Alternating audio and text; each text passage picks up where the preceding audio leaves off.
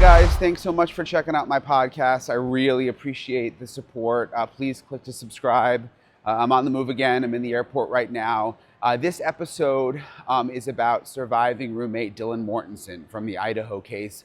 I actually interviewed her aunt about how she's doing, about this new GoFundMe campaign. And I thought a lot about just overcoming obstacles, survival, how to overcome trauma. I discussed in this episode with a psychologist, how does someone like Dylan overcome this? And there's lessons in this that all of us can learn from. So thanks so much for checking out this episode of Brian Entin Investigates. Hey guys, I'm going to play for you my interview with Dylan Mortensen's aunt, who she's very close to, in a minute, and she'll have an update on how Dylan is doing, and she's really feeling the support of the world after giving that victim impact statement, and her aunt now created the GoFundMe. So I'll have more on that in a second, but I wanted to give you a little perspective of what it was like inside the courtroom during the victim impact statements. I was sitting on the side of the families. I think I already told you guys that. I was sitting behind the Gonzalez family, and Dylan was sitting in front of them. And you could tell she was very emotional, even before she went up there. I mean, it was obviously a struggle for her to be there, and I got emotional several times during the victim impact statements, but especially during Dylan's, just because you could feel how hard it was for her and the strength that it took for her to get up there. And so when it was her turn, she stood up, she walked up by herself. She took a moment to sort of compose herself, because you could tell that she was very emotional. And then you guys saw what happened after that. She gave an incredible victim impact statement. If you go back in my feed, I have the whole video. And to stand up there, and you don't understand when you watch it on TV. It wasn't that big of a courtroom. Bryan Kohberger, the man who killed her friends and changed her life forever and has caused her so much pain, was sitting, right there. There was no way for her not to see him. He was right there. And even though it seemed like Bill Thompson maybe tried to block the view a little bit, you really couldn't block the view. I mean, it's an open courtroom. So the strength that this young woman had to do that, and I'm going to talk about this more later, but I think what she did is giving people, is inspiring people around the world to stand up to their fears and challenges. I really do. So she gave her victim impact statement, and then again, what you couldn't see on camera, she came back and sat down next, I think it was her mom, and they just hugged and embraced each other, and Dylan was shaking. I mean, you could see her shaking. I could see her afterwards physically, like, uncontrollably shaking. That's how it impacted her to do that. And she was sobbing, and her mom was sobbing, and they were holding each other, and it was just terrible what she's been through. So this is what her Aunt Kate had to say. Kate, thank you so much for talking with me. I saw your GoFundMe that you created for Dylan.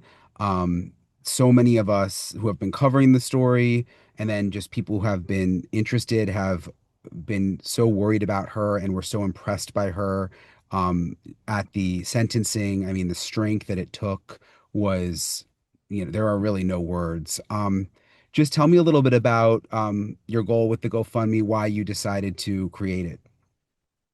Yeah. Dylan, just watching her go through this experience, I mean, it's been 2.5 years. Just watching her put one foot in front of the other. She's been cooperating with law enforcement. She's been just trying to heal and just trying to process everything. And now she has a new reality. She has a new life she has to figure out. And it's a lot. It's a lot of change. It's a lot of healing, and it's a lot of unknown for Dylan. So my sister and I created this GoFundMe to support her. A lot of people have asked how they can help. They've asked what they can do to support Dylan. Friends, family, strangers. It's incredible. But we created this to help her, support her to build her life back. And we feel like she's going to, her new life is going to require a relocation, probably very extensive long-term trauma therapy, security, privacy measures, all of that. So we created it to help Dylan get back on her feet, and to help her have some space to heal. Yeah, that makes sense. I mean, as an aunt, you must be really, I mean, the world is proud of her, but you must be, as an aunt, you must be really proud of her. Yeah, there's no words. I mean, Dylan's incredible. I'm very lucky to be Dylan's aunt. Yeah, she's amazing. Well, hopefully we'll get the word out. And like I said, I think everybody, our heart goes out to your family. Our heart goes out to Dylan. I mean, there's so much positivity. I hope she's seeing some of these positive comments, Yeah. feels that. Yeah, she's reading all of the comments. I won't speak on Dylan's behalf because it's not my story to tell. It's no one's story to tell. It's really only Dylan's. But I will say that she's overwhelmed with just gratitude. I think this has been incredible for her to see this just as much love and support and lightness when she's been through so much darkness these last 2 years. So she's she's reading all the comments, she sees the donations, and she's overwhelmed. So it means a lot to our family, it means a lot to Dylan, and we just want to say thank you. And yeah, we're all just here to support Dylan. Great. Well, thank you so much. It was nice. It was nice talking with you. Morgan & Morgan is sponsoring this podcast. They are America's largest injury law firm. They are a firm with over 1,000 attorneys. In the past few months, they tell me a client in Florida received $12 million after the insurance company offered just $350,000.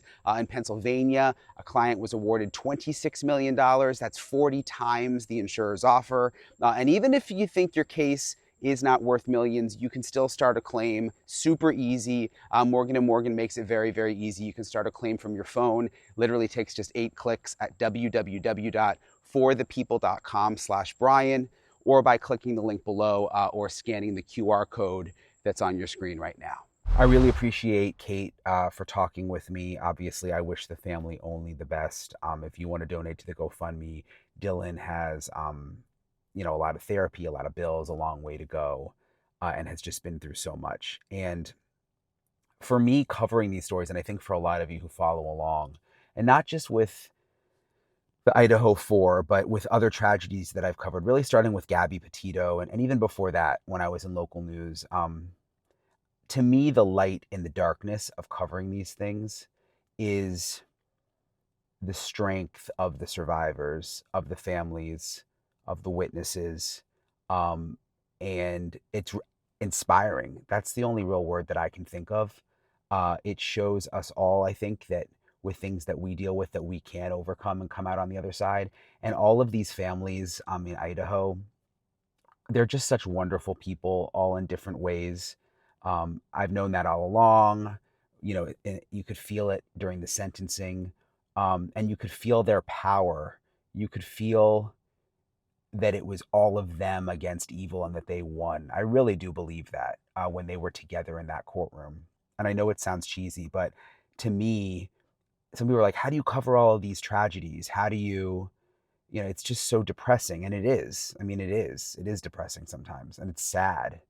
And you get through it because it's the job and you want to get the facts out and you want to do the job, but the emotion comes through. Like during the sentencing, the emotion came through for me. There are moments where the emotion comes through. But anyway, what I was just trying to say is, for me, the light in the darkness is getting to know these families, feeling inspired by them, and realizing that their strength can change the world, and I think will change the world. We saw that with Gabby Petito's family, and I think it'll be the same with these families in Idaho. I really do. Um, so anyway, I also spoke with Dr. Jeff Gardere. You might know him as Dr. Jeff. He is a famous psychologist. He's been on TV a lot, but he's really, really good. I wanted to understand trauma. I wanted to understand what Dylan was going through, how the sentencing may have helped her, and how we all have trauma in our life. What kind of like cognitive behavior therapies actually help? What will help her? What will help all of us with things that we deal with? It was a really interesting conversation. I mean, watching Dylan give that victim impact statement with Bryan Kohberger, I mean, I was in the courtroom. He was just, maybe like 15 feet away. She basically had to look at him. Um, I'm just does that help heal? I mean, when you're counseling someone, does being face to face with someone who's caused you so much pain Is that a good thing? It really does depend on whether you are ready to confront that person. As we know, with a lot of crimes, people will question someone who confronts the perpetrator years later. Well, why didn't they do this earlier? Are they really serious about this? Or, maybe the so-called perpetrator is not guilty because this person waited so long, or it's a money, scam or grift or whatever. And we know that's not the case here. I mean, this was a horrific series of murders in this house. And if she was ready at that time, if it made a difference to her, then I would say yes, being able to sit there, as nervous as she was, as scared as she was, as upset as she was, and to be able to do that in front of Kohberger in that way, I think that probably took her a very long way. Though there is so much more time that she's going to need to heal. But I think, that I believe that helped her clinically. He is a hollow vessel, something less than human. A body without empathy, without remorse. He chose destruction. He chose evil. He feels nothing. He tried to take everything from me. My friends, my safety, my identity, my future. He took their lives, but I will continue trying to be like them, to make them proud. Living is how I honor them. Speaking today is to help me find some sort of justice for them. And I will never let him take that from me. How do you heal from a trauma like that? That's something that happens one day at a time. We can heal from trauma. I think what people need to understand, with a trauma such as this one, the person will eventually heal if they get therapy, if they have the proper supports and so on. And I know you'll probably want to address that. But I think the bottom line is that it does happen one day at a time, and that person never goes back to who they were before the crime, before that trauma. With the trauma so deep, like that one, or unfortunately, a parent losing a child, right, to death. I think that those parents, this person who we're talking about, will never be who they were before. So it's really about going from being a victim to a survivor, and that's okay, being a survivor, but eventually being a victor, being able to say that I can confront this individual, I can confront my feelings, I can move on from this, but the way that I do it is by the resilience coming from what we call post-traumatic growth. And what I mean by that is essentially, Brian, if something terrible has happened, that you are able to not only eventually work through it after you get through the post-traumatic stress, but now you're able to be even stronger than you were before. And we call that post-traumatic growth. If that trauma had not happened, you wouldn't be that emotionally, physically superior person that you are now through that post-traumatic growth. So you can end up stronger on the other side. Someone like Dylan can end up stronger. Yeah, it's so trite. And I don't mean to offend anyone, especially not in this situation. But what doesn't kill you does make you stronger if you're able to do that with post-traumatic growth. And I would never say that any crime or traumatic situation is worth it to have that post-traumatic growth, but we can't go back and change time. So if it does happen, you take the best of that horrific situation in helping your transformation and helping you to not only grow from that particular trauma, defeat that trauma, but then it makes you stronger than most people in dealing with traumas in the future that most people perhaps would not be able to survive. Yeah, in her statement, she said that she's terrified at night now. She makes escape plans Yes. everywhere she goes. Um, First of all, that's just so sad that I mean she is still so young and she was so young when this happened. It's just supposed to be enjoying college and lost her all her friends. Hmm. Hmm. Um, but I know this is a kind of a complicated question, but like, what do you do in therapy to overcome that? I mean, not to be scared anymore.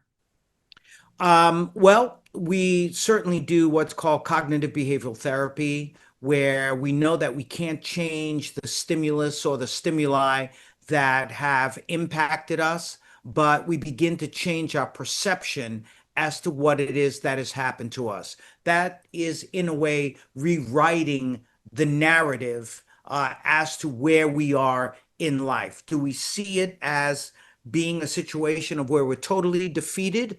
Or do we see it as something that has completely changed our lives, our perspective on the world, and therefore now by being that victor through therapy, we're able to move on with our lives and impact the lives of others. So that's one of the things we do in therapy, and then there are other, focuses of therapy, behavioral therapy, eye movement desensitization, and other techniques that are used, trauma specialists and so on, which I'm not an expert on. So I utilize that CBT, but it helps them in some ways with the EMDR and some of the other therapies, almost kind of rewire their brain to be able to, once that narrative is rewritten, to see things in a very different way, to recall events through post-traumatic stress, which he seems to have all of those symptoms that you talked about,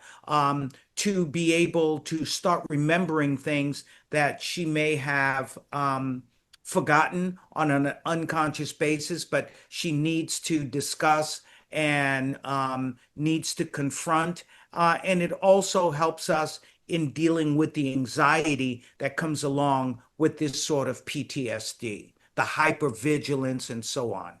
Did you say EMDR? Is that Yes. what I don't Yes. know what is that? Maybe I Well, should know. I don't know. again, I'm not an expert on it, but what Okay. we see here is that what the clinicians do is they may use their finger to get that person to follow with their eyes a movement. And by doing that movement, it helps rewire the brain. It helps them go from, one part of the brain to the other in order to process the information in a healthier manner. Do you think the fact that she gave the victim impact statement, because other people just didn't come or they sent someone with a letter to read, but she was there and I was sitting behind her and I noticed, she was like shaking before going up and then she went up and she gave it what you saw. And she had to kind of get herself together and just take like I saw her doing like deep breathing. Like Yes. it almost felt like someone probably told her to do that. Yeah. And then when she went back and sat down, I mean, she just like unleashed emotion and her and her mom were holding each other. It was so sad. But do you think and she mentioned that she's in therapy. I mean, do you think this was Thank God. something her therapist like worked with her on and that this was part of healing? If the therapist is not working with her on it, it's certainly a technique, another technique that we look at. And there are a lot of breathing exercises people can do. A very popular one is called 478 breathing, where you breathe in through your nose. There's a reason you breathe in through your nose, and that is to control your breathing. You hold on to it for 7 seconds, and that's to help center you in the moment, as she was, as we saw there. And then the 8 is to breathe out through the diaphragm and let out a lot of that stress. And so, like you, I saw what looked like some sort of a breathing exercise that she may have been doing, or she may have been practicing, or maybe she just was able, through sheer will and courage, to naturally be able to breathe and calm herself down enough to do it. But she was absolutely remarkable in being able to deliver what she wanted to say, especially given the horror that she lived through and seeing what happened to her friends. Yeah. I mean, knock on wood, I've never had a panic attack. I have family members who have and friends. Um, but she talked about panic She attack. talked a lot about panic attacks. Yeah. What is that? I mean, is it something like a chemical imbalance that suddenly happens because you're so upset about something, or how does it like surface? Well, when we look at panic attacks, that's part of an anxiety disorder. And that is a situation, a very extreme situation, where the person cannot control their anxiety and it just completely, for lack of a better, term or, a better way of saying it, really takes your anxiety through the roof. And so that then turns from an anxiety attack into a panic attack. You have trouble breathing, you're hyperventilating, of course. You might be sweating. It may feel like you're having a heart attack. It may feel like you're about to die, but people get through it. But that panic attack, in many ways, is that fear of losing control in public. And so for her to be able to do that, I think speaks volumes as to her strength on that particular day. She knew she needed to make that impact statement and marshaled all her forces to do that. And she talked, you're right, a lot about the panic attacks that she experiences, being stuck in that fight, flight, freeze sort of thing that we see that can really be very hurtful. It wears down your internal organs, and feeling that she's stuck in that hypervigilance all the time. So this is a young lady who's going to need therapy for a very, very long time. And it sounds like she's getting treatment and she's absolutely doing the right thing. Yeah, it's reassuring to hear you say that you come out stronger on the other side, though, when you stick. That and many people do, but it's also a conscious decision that I'm not going to be just a survivor. I'm going to take it beyond that. And so what we see with the survivors who become victors is that not only are they much stronger than they would have ever been if this horrific thing hadn't happened, and we wish it didn't, but they also become advocates for others. That's part of being a victor. So I think what we may see for her at some point is that when she is up to the task, she may be helping other people who go through these horrific sorts of situations in their lives. And by the way, that's a really great support group. People who've lost someone else, maybe through a homicide or murder, accident, whatever the case may be, because only they know what it feels like to go through that. We can only imagine, we can hear the stories, we can empathize, but to actually go through it, knowing someone else has been through something like that or something similar, it really does allow for support that no one else can probably deliver. Yeah, and I get the sense what she did, I mean, even just looking on social media, is already helping other people. I think when people see someone with that kind of courage and they're scared of something you know what I mean? It makes you think Yeah. like, well, if she can do that. Right. So Absolutely. They look at her and say, here's this young woman who's been through something that is beyond a worst nightmare. Someone, a stranger walking around your home, not knowing what's going on, eventually finding out that your friends were murdered in the most horrific ways. And I think when people see something like that, they realize, well, if this person could get through something so horrific, then I can get through something that is less horrific, that is less serious, but maybe something just as serious. And so these kinds of stories, and this is the important thing, Brian, and you know this as a broadcast journalist, we tell the story of the crime. We tell the story of the pathological killers and so on. But eventually, and as quickly as we can, we want to talk about the heroes and the heroines. We Mm. want to talk about the best of humanity, not just the horrors that can happen to human beings. And I think in many ways, it empowers the rest of us to say the world is not such an awful place, that there is hope, that there are people who can actually be upstanders and not bystanders, who can survive these things. And it gives us hope that perhaps we can still fight for a better world.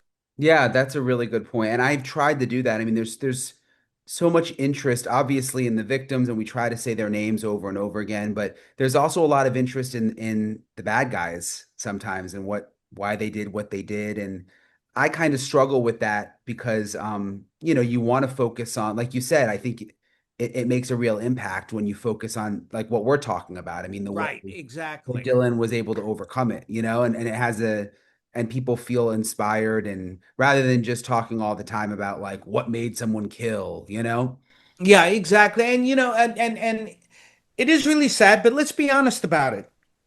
There is lore, and there is fiction, and sometimes nonfiction about bad people who perhaps people admire them because of their strength, because of their cunning, because of their prowess, and so on. But that's in the stories. Mm. At the end of the day, a bad person is a bad person, and that's not someone that we should buoy or that we should hold up as being some sort of a hero or anti-hero. Yeah, that's true. And I just got to tell you, I mean, again, being in the courtroom, I was so impressed with her and the other victims, but Bryan Kohberger, the killer, Yeah, I mean, he was just stone cold through it all. I mean, even you yeah, saw that video of Dylan. I mean, who could sit yeah. there and just have a blank look on their face during that? Yeah, yeah. A lot has been said about him. Of course, I have never examined him. And I know you get tired of shrinks saying that. That's the Yeah. caveat. We've never examined him, so we really can't make a diagnosis. But someone who fits that kind of a profile, I think that kind of a person has given up on even trying to connect with their own feelings and emotions. They are strangers to themselves. They truly become monsters and have lost their humanity. Therefore, as much as Dylan, just poured her soul, her heart out, and people were in tears, you were affected by it. I was affected listening to it, and so on. That individual, that perpetrator, it doesn't really move them. And if it does, they're not going to let you know, because it's a sign of weakness. And being a predator, that is something that they will not do. And just my last thing, I'm curious what you think because you were talking about him. I mean, again, I've covered so many bad crime stories, but something about looking at him in the courtroom and how stone cold he was through all of this, for the last couple of years, every time I've seen him, and then specifically at this emotional hearing, like, do you think, I mean, are people born like that? Is this something that, like, I don't know, it just, I hate to use the word evil, but it does almost seem inhuman. You know what I mean? Like, Yeah, yeah. So let me say this, and I know some people may disagree, but I am safe in saying it, in that I'm speaking to you as a clinical psychologist and not as a layperson. I think it's very easy for a layperson to say, this is the kind of evil that is born, this is a person who is truly evil, and so on. But as a psychologist, I have a fiduciary duty to look at individuals like this who fit this kind of a profile from a clinical point of view. And what the research tends to show us, my experience in working with individuals like this, though not as bad as this. I've not seen something like this in quite a while.